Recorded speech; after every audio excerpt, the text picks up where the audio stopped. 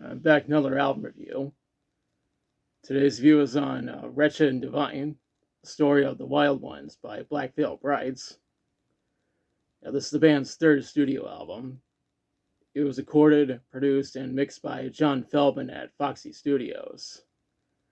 John is best known for being the frontman for the band Goldfinger, and he also handled the arrangements for the album. The engineer was Brandon Paddock, who was also credited with additional production. The assistant engineers were Josh Sarles and Tommy English. The album was mastered by Joe Gastwort. It was released on January 8th, 2013 on Lava Records and Republic Records, even though it was originally slated for release on October 30th, 2012. Now, this is a concept album and a rock opera. The album even received a film adaptation called Legion of the Black, which was released on December 21st, 2012. The film was directed by Patrick Fogarty, produced by Vincent Palomino, and executive produced by Blasco and Richard Mirisch.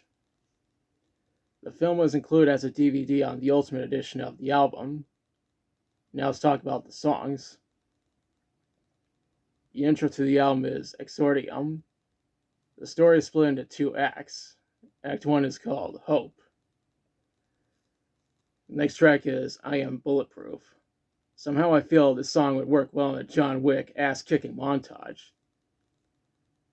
After that is New Year's Day. This is my personal favorite song on the album. We follow up with Fear Transmission 1, Stay Close. Fear is an acronym for Every and All Religion, and was voiced by William Control.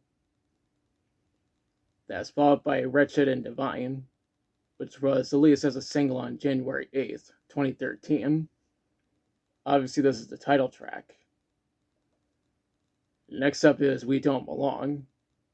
This track was released as a single on January 8th, 2013. Up next is Fear Transmission 2, Trust. Obviously, this is the second track featuring Fear. Right after that is Devil's Choir. Here's another one of my favorite tracks from the album. The following track is Resurrect the Sun. This serves as the end of Act 1. The track after that is Overture. This track serves as the beginning of Act 2, Faith. The track that comes next is Shadows Die. Of course, this isn't the first concept album I reviewed, and I'm going to review more in later episodes. The following track is Aviance. This track only lasts 14 seconds, making it the shortest track on the album. The track that comes after that is Days Are Numbered. This track has backing vocals from Burt McCracken. The track that's next is Done For You. John Feldman helped Andy Biersack to write the lyrics. Now, what's next is Nobody's Hero. John was just one of the writers on this track. What's after that is Lost It All. Losing everything sounds like the biggest fear for a lot of people. What comes next is Fear Transmission 3, as war fades. We're approaching the end of the story. The second to last track is In the End, which was released as a single on Halloween 2012. This is not a cover of the song by Linkin Park, but it was featured as a theme song for WWE's Hell in a Cell pay-per-view event in 2012. This track received a music video, and there's a link in the description. Andy even described the video as a trailer for the film. The outro for the album is Fear, Final Transmission. The album story ends here. I need to mention that the Ultimate Edition has 3 bonus tracks: Revelation, Victory Call, and Let You Down.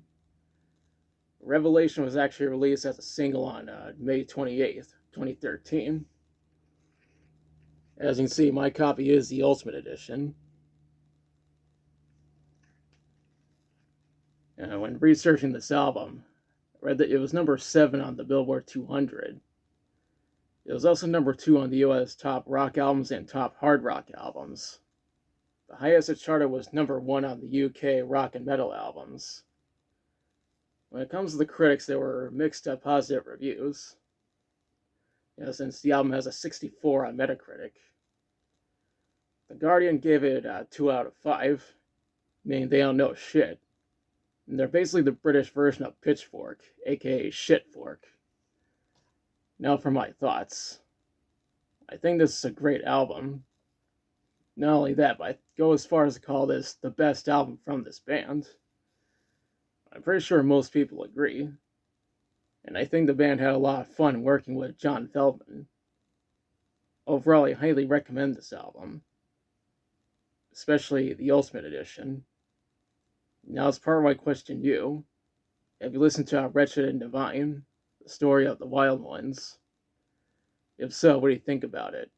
What's your favorite song from it? If you have this album, which version do you have? Let me know in the comments.